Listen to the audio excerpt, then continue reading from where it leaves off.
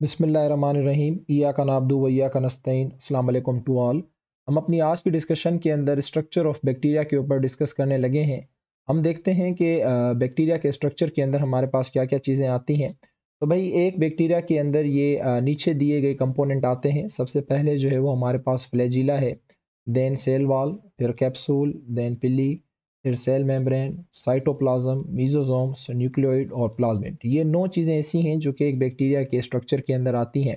हम one by one discuss करते हैं और देखते हैं कि हमारे पास क्या-क्या चीज़ें हैं समझने के लिए। अच्छा भाई, सबसे जो पहला स्ट्रक्चर था वो हमारे पास था फ्लैजिला का। आप सब लोगों को पता है कि फ्लैजिला क्या होता है, एक बहुत ही थिन हेयर लाइक स्ट्रक्चर होता है। अगर एक है तो उसे हम फ्लैजिलम कहते हैं और अगर बहुत सारे हैं तो उसे फ्लैजिला कहा जाता है। अब कुछ बैक्टीरिया ऐसे होते हैं जिनके अंदर एक फ्लैजिलम होता है, कुछ ऐसे होते हैं जिनमें बहुत सारे होते हैं। और इस फ्लैजिला की बुनियाद पे भी हमारे पास मुख्तलिफ किस्मों के बैक्टीरिया होते हैं, मैं आगे चल के आपको बताऊंगा। फिलहाल सिर्फ आप इतना याद रखें कि फ्लैजिला क्या है, एक हेयर लाइक स्ट्रक्चर है जो कि बेसल बॉडी से जो है ओरिजिनेट होता है। अब ये बेसल बॉडी क्या है? अब बैक्टीरिया की जो सेल मेम्ब्रेन होती है ना, ये आपको प्लाज्मा मेम्ब्रेन नीचे में दिखा रहा हूँ, ये वाली प्लाज्मा मेम्ब्रेन है। इस प्लाज्मा मेम्ब्रेन के नीचे एक राउंड बॉडी लगी हुई है, ये बॉडी आपको नजर आ रही होगी जिसका नाम बेसल बॉडी है, ठीक है। इस बेसल बॉडी से एक हेयर लाइक स्ट्रक्चर निकलता है और इस हेयर लाइक स्ट्रक्चर को क्या कहा जाता है? फ्लैजिला कहा जाता है। तो यही लिखा हुआ है कि बेसल बॉडी से ओरिजिनेट होता है। ये एक राउंड बॉडी होती है बेसल बॉडी, जो कि सेल मेम्ब्रेन के नीचे लगी हुई होती है। काम इसका क्या होता है कि यहाँ से फ्लैजिला निकलता है। द मोस्ट इंपॉर्टेंट थिंग, बाज़ औक़ात पूछा जाता है जो फ्लैजिला है वो किसका बना हुआ है? तो फ्लैजिला जो है वो फ्लैजिलिन प्रोटीन का बना हुआ है। ये बहुत इंपॉर्टेंट बात है, कभी कभी पीएमसी के टेस्ट में ये क्वेश्चन आ जाता है। भाई फ्लैजिला की मदद से बैक्टीरिया क्या करता है? फ्लैजिला की मदद से बैक्टीरिया जो है वो लोकोमोशन करता है। लोकोमोशन किसे कहते हैं? कि जब कोई एक लिविंग ऑर्गेनिज्म एक जगह से अपनी पोजीशन चेंज करके दूसरी जगह पे जाए, so this is called is locomotion. लेकिन अगर ऐसा हो कि ऑर्गेनिज्म अपनी जगह पे खड़ा हुआ हो और वो जस्ट अपने पार्ट्स को क्या कर रहा हो, एक जगह से दूसरी जगह लेके जा रहा हो, लेकिन बॉडी एक ही जगह पे हो, तो इसे लोकोमोशन नहीं, इसे मूवमेंट कहा जाता है। जिस तरह से प्लांट, आपने कभी प्लांट को चलते हुए देखा है? कभी नहीं देखा होगा, लेकिन जो प्लांट के पार्ट्स हैं वो ज़रूर एक जगह से दूसरी जगह जाते हैं, तो ये लोकोमोशन नहीं है, ये मूवमेंट कहलाती है। This is the difference between locomotion and movement. अच्छा, उसके बाद हमारे पास जो नेक्स्ट बैक्टीरिया का कंपोनेंट है स्ट्रक्चर का, वो हमारे पास है सेल वॉल। अच्छा, बैक्टीरिया के अंदर जो सेल वॉल होती है और जो प्लांट के अंदर सेल वॉल होती है वो टोटली डिफरेंट होती है। क्यों? क्योंकि बैक्टीरिया की सेल वॉल के अंदर जो है वो एक कंपाउंड पाया जाता है जिसका नाम पेप्टाइडोग्लाइकेन है। ये मोस्ट मोस्ट इंपॉर्टेंट कंपाउंड है, कई बार पीएमसी की टेस्ट में पूछा जाता है। सबसे ज़्यादा अमाउंट में पेप्टाइडोग्लाइकेन पाया जाता है, उसके अलावा भी दूसरी चीज़ें पाई जाती हैं, जिस तरह से यहाँ पे लिखा हुआ है लाइपोग्लाइकेन, यानी लिपिड और ग्लूकोज का कॉम्बिनेशन। पेप्टाइडोग्लाइकेन मीन्स प्रोटीन और ग्लूकोज का कॉम्बिनेशन। तो पेप्टाइडोग्लाइकेन और लाइपोग्लाइकेन, इन दोनों को मिला के म्यूरिन कहा जाता है। तो हो सकता है आपसे वो एमसीक्यूज के अंदर या फिर जो पेपर आप बोर्ड के देते हो तो उसमें म्यूरिन का पूछ लें, डिफाइन द फॉलोइंग टर्म्स के अंदर कि भाई म्यूरिन क्या है। तो म्यूरिन बैक्टीरिया की सेल वॉल का एक कंपोनेंट है जो कि किसका बना हुआ होता है? लाइपोग्लाइकेन का और पेप्टाइडोग्लाइकेन का। जबकि हम प्लांट के सेल वॉल की बात करें तो वो प्योरली सेल्यूलोज की बनी हुई होती है ना। और देखो यहाँ पे क्या लिखा हुआ है, there is total absence of cellulose. इसमें सेल्यूलोज का एक सिंगल मॉलिक्यूल भी प्लांट बैक्टीरिया की सेल वॉल में मौजूद नहीं होता। अच्छा, इन दो चीज़ों के अलावा यानी म्यूरिन के अलावा इसमें एक एसिड पाया जाता है जिसे टिकोइक एसिड कहा जाता है। इसको लेके परेशान नहीं होना, ये किस्म का एसिड पॉलीसेक्राइड है, यानी ऐसा पॉलीसेक्राइड जिसकी नेचर एसिडिक है। लिपोप्रोटीन पाए जाते हैं, लिपिड और प्रोटीन के कॉम्बिनेशन पाए जाते हैं। लिपोपॉलीसेक्राइड्स यानी लिपिड और पॉलीसेक्राइड की कॉम्बिनेशन भी पाए जाते हैं बहुत कम अमाउंट के अंदर, पर इसका जो मेन कंपोनेंट है वो है पेप्टाइडोग्लाइकेन, ये आपने याद रखना है। अच्छा भाई, कुछ तो बैक्टीरिया ऐसे हैं जिनके पास सेल वॉल मौजूद ही नहीं होती। जैसे मैंने आपको पिछले लेक्चर के अंदर शुरू में जो मैंने बैक्टीरिया बनाया था, तो आपने देखा था पहले उसका डीएनए आया था, डीएनए के ऊपर प्लाज्मा मेम्ब्रेन, बस खत्म। तो इस तरह के भी हमारे पास बैक्टीरिया थे। फिर आहिस्ता आहिस्ता इन्होंने क्या किया, अपने ऊपर सेल वॉल बनाई, लेकिन इनकी सेल वॉल के अंदर पेप्टाइडोग्लाइकेन नहीं था। तो इन बैक्टीरिया को हमने किसका नाम दिया था? आर्की बैक्टीरिया का। तो some possess cell wall but lack peptidoglycan, कुछ के पास सेल वॉल तो है लेकिन पेप्टाइडोग्लाइकेन नहीं है, जैसे मैंने यहाँ पे आपको बताया और लास्ट लेक्चर के अंदर बताया। इसकी मिसाल के अंदर आर्की बैक्टीरिया आता है। अच्छा भाई, क्या काम करती है सेल वॉल? सेल वॉल जो है वो बैक्टीरिया को शेप देती है, उसको रिजिडिटी देती है और उसको प्रोटेक्ट करती है किससे? ऑस्मोटिक लाइसिस से। ऑस्मोटिक लाइसिस का मतलब होता है कि बैक्टीरिया के सेल के अंदर पानी का आ जाना और उस पानी की वजह से बैक्टीरिया के सेल का बस्ट हो जाना, ये ऑस्मोटिक लाइसिस कहलाता है। तो इस ऑस्मोटिक लाइसिस से बैक्टीरिया को कौन बचाता है? ये सेल वॉल बचाती है। तो इसको प्रोटेक्ट भी देती है, इसको शेप भी देती है और इसको रिजिडिटी भी देती है। मुझे उम्मीद है कि सेल वॉल का कॉन्सेप्ट आप लोगों को समझ आ गया होगा। अच्छा, नेक्स्ट हमारे पास जो है वो है capsule, the most most most important thing. हर वो बैक्टीरिया जिसके ऊपर कैप्सूल होगा वो बहुत ज़्यादा पैथोजेनिक बैक्टीरिया होगा। जिस तरह से हमने पढ़ा था ना कि जिस वायरस के ऊपर वायरल इन्वेलप होगी वो बहुत ज़्यादा जो है वेरियुलेंट होगा। जैसे कोरोना वायरस है उसके ऊपर वायरल इन्वेलप होती है, हेपेटाइटिस के वायरस है उनके ऊपर वायरल इन्वेलप होती है। तो सेम इसी तरीके से जिस बैक्टीरिया के ऊपर कैप्सूल होगा वो बहुत ज़्यादा क्या होगा?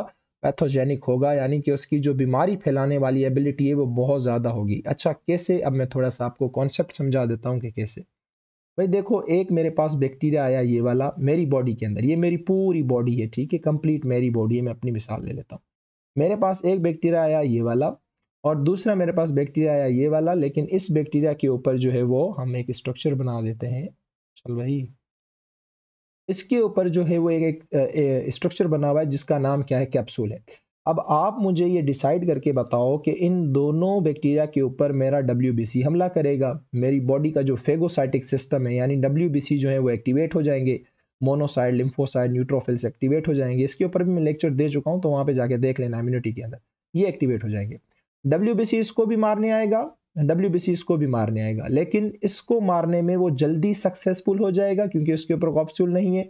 इसको मारने में थोड़ा सा वो नाकाम हो जाएगा। इसको फेगोसाइड इसको खा नहीं पाएगा, इस बैक्टीरिया को आसानी से खा जाएगा। अच्छा, मैं पूछूं कि क्यों इसको नहीं खाया, तो आप कहेंगे कि सर इसके ऊपर कैप्सूल था, इसकी वजह से ये फेगोसाइट नहीं हो सका। अच्छा, अगर ये फेगोसाइट नहीं हुआ तो ज़्यादा देर मेरी बॉडी में रहेगा, और जितनी देर मेरी बॉडी में रहेगा उतनी देर तक पैथोजेनिसिटी फैलाता रहेगा, इन्फेक्शन जो है, बीमारी जो है वो फैलाता रहेगा। तो कैप्सूल की मदद से ये एक तो फेगोसाइटोसिस से बच जाता है, दूसरा इसको ग्रेटर पैथोजेनिसिटी मिल जाती है। मुझे उम्मीद है कि ये बात आपको समझ आ गई होगी। और मैंने बताया कि कैप्सूल जो है वो हर बैक्टीरिया का कैरेक्टर नहीं है। जिस तरह से वायरल एनवेलप हर बैक्टीरिया का कैरेक्टर नहीं है, तो कैप्सूल भी जो है वो हर बैक्टीरिया का कैरेक्टर नहीं है। किसका बना हुआ होता है कैप्सूल? बाज़ औक़ात पूछ लेते हैं। पॉलीसैकेराइड का, हाइयालुरोनिक एसिड है उसका, और प्रोटीन का। ये तीन चीज़ें मिलके क्या बनाती हैं? कैप्सूल। जबकि पुरानी बुक के अंदर हाइयालुरोनिक एसिड का कोई ज़िक्र नहीं था। मज़े की बात, इसका जो कैप्सूल होता है वो हाइड्रोफिलिक होता है, यानी कि वाटर लविंग होता है, पानी से ये मोहब्बत करता है। तो इस वजह से बैक्टीरिया चाहे जितनी भी हार्श कंडीशन के अंदर क्यों ना रहा हो, वो डेसिकेट कभी नहीं होता, क्योंकि पानी जो है उससे वो लविंग होता है, तो पानी वो ले रहा होता है, तो डेसिकेट से वो बच जाता है। अच्छा, बाज़ औक़ात क्या होता है कि ये जो कैप्सूल है ये जमा होता होता कैप्सूल जो है वो एक डेंस स्ट्रक्चर बना लेता है, बिल्कुल गाढ़ा सा स्ट्रक्चर बना लेता है। और जब ये कैप्सूल इस तरह से डेंस हो के बिल्कुल एक गाढ़ा स्ट्रक्चर बना लेता है, तो इस डेंस स्ट्रक्चर को कहा जाता है ग्लाइकोकैलेक्स। अब ग्लाइकोकैलेक्स का काम क्या होगा कि इस पूरे बैक्टीरिया को एनवायरनमेंट से क्या करेगा? सेपरेट करेगा, प्रिवेंट करेगा, ठीक है। अच्छा, उसके अलावा ये है कि देखो, अगर आपकी बॉडी के अंदर एक बैक्टीरिया है, अब आप खुद फैसला करना। अगर ये एक बैक्टीरिया आया तो इसको मेरा डब्ल्यूबीसी जाएगा, मज़े से मार के आ जाएगा। लेकिन अगर ऐसा हो कि 1 2 3 4 5 6 7 इस तरह से पूरी एक कॉलोनी बन के मेरे पास आए, तो मेरा डब्ल्यूबीसी इस पे ज़रूर हमला करेगा, लेकिन थोड़ा सा नाकाम हो जाएगा, इसको अच्छे तरीके से नहीं मार पाएगा। तो ये जो बैक्टीरिया एक दूसरे के साथ चिपक गए हैं, कॉलोनी बना के बैठ गए हैं, तो ये जो चिपकने वाली एबिलिटी आती है, एडेशन वाली जो एबिलिटी आती है ना, ये भी इसी ग्लाइकोकैलेक्स की वजह से आती है। जब कैप्सूल डेंस हो जाता है, कंडेंस हो जाता है, बिल्कुल स्मूथ हो जाता है, तो इसकी वजह से क्या होता है, ये बैक्टीरिया एक दूसरे के साथ चिपकना शुरू हो जाते हैं। जब चिपकना शुरू हो जाते हैं तो ये कॉम्प्लेक्स स्ट्रक्चर बना लेते हैं, तो फिर ये थोड़े से रेजिस्टेंट बन जाते हैं, बॉडी के खिलाफ रेजिस्टेंट हो जाते हैं, और इनको किल करना थोड़ा सा क्या हो जाता है? हार्डर हो जाता है। तो मुझे उम्मीद है कि आपको कैप्सूल के ऊपर की गई डिस्कशन ज़रूर समझ आई होगी। अच्छा, नेक्स्ट जो हमारे पास मेम्ब्रेन वो सॉरी कंपोनेंट है, उसका नाम पिली है। बहुत आसान सा है पिली, इसको लेके आप लोगों ने परेशान नहीं होना। मैंने आपको बैक्टीरिया दिखाया था, कहाँ गया बैक्टीरिया? अच्छा, यहाँ पे मैंने नहीं दिखाया, खैर मैं बता देता हूँ। ये हमारे पास एक बैक्टीरिया है और ये हमारे पास एक दूसरा बैक्टीरिया है। अब होता ये है कि ये बैक्टीरिया क्या करते हैं, अपना जेनेटिक मटेरियल एक दूसरे के साथ शेयर करते हैं, एक दूसरे के साथ एक्सचेंज करते हैं, तभी तो बैक्टीरिया की मुख्तलिफ स्पीशी बनती हैं। अब बैक्टीरिया सेक्सुअल रिप्रोडक्शन तो करता नहीं है, मुख्तलिफ स्पीशी सिर्फ उसकी बनेगी जो सेक्सुअल रिप्रोडक्शन करेगा। बैक्टीरिया तो एसेक्सुअल रिप्रोडक्शन करता है, तो वादों का सवाल पूछ लेते हैं कि मुख्तलिफ स्पीशी कैसे बनाता है। तो ये अपना जेनेटिक मटीरियल क्या करते रहते हैं? एक्सचेंज करते रहते हैं, एक दूसरे को देते रहते हैं। अब ये जो जेनेटिक मटेरियल एक्सचेंज करते हैं ना, इसके मुख्तलिफ तरीके होते हैं, तरीक़ेकार होते हैं। उन्हीं में से एक तरीका ये है कि इनकी सरफेस पे एक छोटी सी इस तरह से ट्यूब लगी हुई होती है, इस तरह से दोनों की सरफेस पे देखो ट्यूब लगी हुई है। इस ट्यूब को कहा जाता है पिली या इसे कॉन्जुगेटेड ट्यूब कहा जाता है। तो ये पिली या कॉन्जुगेटेड की ट्यूब से क्या करते हैं, इसकी मदद से क्या करते हैं, ये वाला जो जेनेटिक मटेरियल है ये अपना इसको दे देगा और ये अपना जेनेटिक मटेरियल जो है वो इसको दे देगा। यानी जेनेटिक मटेरियल का क्या करते हैं, एक्सचेंज करते हैं। इसको कहा जाता है कॉन्जुगेशन। क्या कहा जाता है, कॉन्जुगेशन। और इसको दूसरा ब्रॉडली कहा जाता है जेनेटिक रिकम्बिनेशन। तो आपसे कोई पूछे ये क्या कर रहे हैं, भाई ये जेनेटिक रिकम्बिनेशन कर रहे हैं, ये कॉन्जुगेशन कर रहे हैं। किसकी मदद से कर रहे हैं, पिल्ली की मदद से। बहुत इंपॉर्टेंट बात है, आपसे पूछेंगे कि बैक्टीरिया कॉन्जुगेशन किसकी मदद से करता है, तो भाई पिल्ली की मदद से। क्या है, बहुत ही छोटे से होलो फाइन फिलामेंट है जो कि फ्लैजिला से भी बहुत ज़्यादा छोटे होते हैं और इनका काम क्या होता है, ये कॉन्जुगेशन करवाते हैं। और कॉन्जुगेशन क्या है, एक जेनेटिक रिकम्बिनेशन की, यानी जेनेटिक मटेरियल को एक्सचेंज करने की एक टाइप है। और भी दो मुख्तलिफ टाइप होती हैं, इंशाल्लाह वो आगे चल के मैं बताऊंगा। 3 तरीकों से ये करते हैं। This is all about the पिली। उसके बाद नेक्स्ट जो है वो हमारे पास सेल मेम्ब्रेन है। बहुत आसान है, बिल्कुल सेल वाल के अंदर रखी गई है। ये इसकी सेल वाल होती है और सेल वाल के अंदर जो है वो सेल वाल रखी गई है। पोरियस होती है, सुराख होते हैं जिस तरह से हमारी में होते हैं। किसकी बनी हुई है, लिपिड और प्रोटीन की। आपने देखा था जो लिपिड के मॉलिक्यूल थे वो अराउंड होना शुरू हो गए थे जब मैंने इनिशिएट किया था ये चैप्टर, तो बताया था हमारी तरह इनकी लिपिड जो है प्लाज्मा मेम्ब्रेन जो लिपिड और प्रोटीन की बनी हुई होती है, लेकिन थोड़ी सी लीस्ट कॉम्प्लेक्स होती है as compare to the human being. अच्छा, इसकी प्लाज्मा मेम्ब्रेन क्या काम करती है, रेस्पिरेशन में हेल्प करती है। अब आपको पता है कि बैक्टीरिया के अंदर जो है वो माइटोकॉन्ड्रिया नहीं होता, तो ये रेस्पिरेशन में क्या करती है, हेल्प करती है। किस तरह से हेल्प करती है, मैं थोड़ा सा इंतजार करें, आपको बताता हूँ।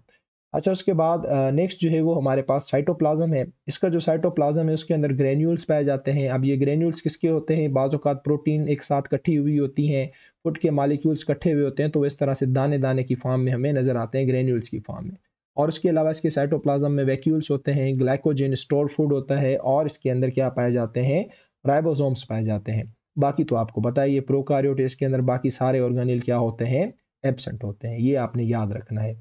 अब मैं आपको बताता हूँ कि जो प्लाज्मा मेम्ब्रेन, मैंने जो अभी आपको बताया कि जो सेल मेम्ब्रेन है वो रेस्पिरेशन में मदद करती है, तो कैसे मदद करती है। यहाँ पे आप देखें जो ब्लैक कलर की है ये इसकी प्लाज्मा मेम्ब्रेन है। इस प्लाज्मा मेम्ब्रेन के अंदर साइटोप्लाज्म की तरफ आपको थोड़ी सी एक इन्वेजिनेशन नज़र आ रही होगी।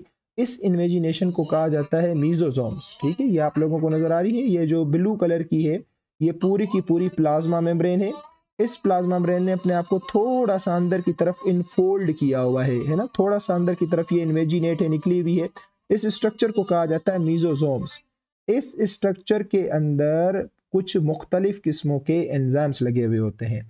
वो एंजाइम्स किन किन चीज़ों में मदद करते हैं, डीएनए रेप्लिकेशन में, सेल डिवीजन में, रेस्पिरेशन में, एक्सपोर्ट ऑफ एंजाइम्स में। ये 4 बातें आपने याद रखनी है, बहुत इंपॉर्टेंट बातें बता रहा हूँ कि मीजोसोम्स जो है वो साइटोप्लाज्म की तरफ इन्वेजिनेशन है। किसकी इन्वेजिनेशन है, प्लाज्मा मेम्ब्रेन की, सेल मेम्ब्रेन की, देख रहे हो ना आप।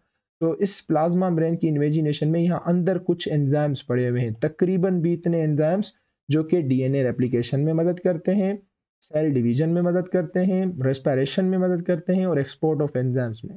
अब ये प्लाज्मा ब्रेन की इन्वेजिनेशन है तो इसलिए पीछे लिखा गया था कि जो प्लाज्मा ब्रेन है वो किस में मदद करती है, रेस्पिरेशन में।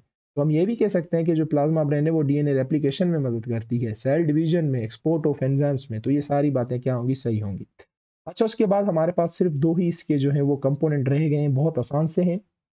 एक का नाम है न्यूक्लियोइड और दूसरे का नाम है प्लाज्मिड। न्यूक्लियोइड क्या है, प्रोकार्योट का जो न्यूक्लियस होता है, जैसे कि ये आपको यहाँ पे नजर आ रहा हुआ है, इसका जो जेनेटिक मटेरियल जो डीएनए होता है उसको मिला के न्यूक्लियोइड कहा जाता है। बिल्कुल इरेगुलर शेप का होता है, आप खुद देख सकते हैं, डेंस किस्म का होता है, पता ही नहीं चल रहा होता कि क्या इसकी शेप है, किस तरह का है। तो बाज़ औक़ात हम इसे क्रोमेटिन बॉडी भी कहते हैं या फिर बैक्टीरियल क्रोमोसोम्स के नाम से भी हम इसे जानते हैं।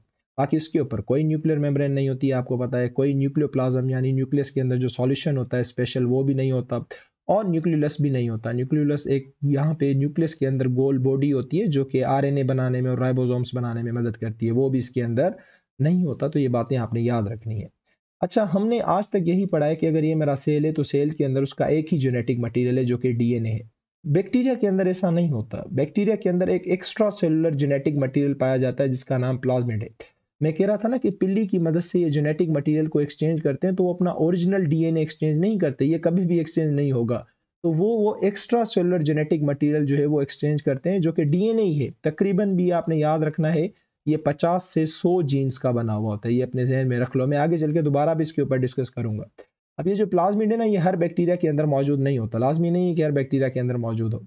अब इस प्लाज्मिड के अंदर ये एबिलिटी होती है कि ये खुद से रेप्लिकेट होता है, लेकिन इसकी शर्त है रेप्लिकेट होने के लिए असली बैक्टीरिया का होना बहुत ज़रूरी है।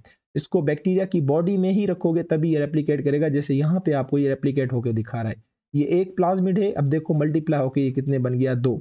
लेकिन मल्टीप्लाई अपने आप को तब करेगा जब ओरिजिनल बैक्टीरियल क्रोमोसोम्स इसके साथ मौजूद होगा, क्योंकि यही इसको मैसेज देता है, केमिकल देता है, जिसकी वजह से ये क्या होता है, डिवाइड होता है। इस प्लाज्मिड का कोई भी ग्रोथ के साथ या मेटाबॉलिज्म के साथ लेना देना नहीं होता, कोई इसकी रिलेशनशिप नहीं होती, ये इंडिपेंडेंट होता है, बिल्कुल इंडिपेंडेंट, खुद से रेप्लिकेट करेगा, अपना नंबर क्या करेगा, इंक्रीज। आपको पता है कि प्लाज्मिड से हम बहुत सारे फायदे उठा सकते हैं। हम इसको एज अ वेक्टर इस्तेमाल करते हैं जेनेटिक इंजीनियरिंग के अंदर।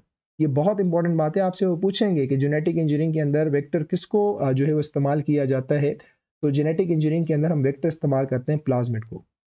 अच्छा, जेनेटिक इंजीनियरिंग के अंदर जेनेटिक इंजीनियरिंग लफ्ज़ ही आपको बता रहा है कि इसमें हम जीन के साथ कोई कारीगरी करेंगे, कोई जीन बनाएंगे, अच्छा करेंगे, हेल्दी करेंगे, इसको जेनेटिक इंजीनियरिंग कहा जाता है। इंटर का पूरा जो चैप्टर 9 है वो जेनेटिक इंजीनियरिंग के ऊपर है।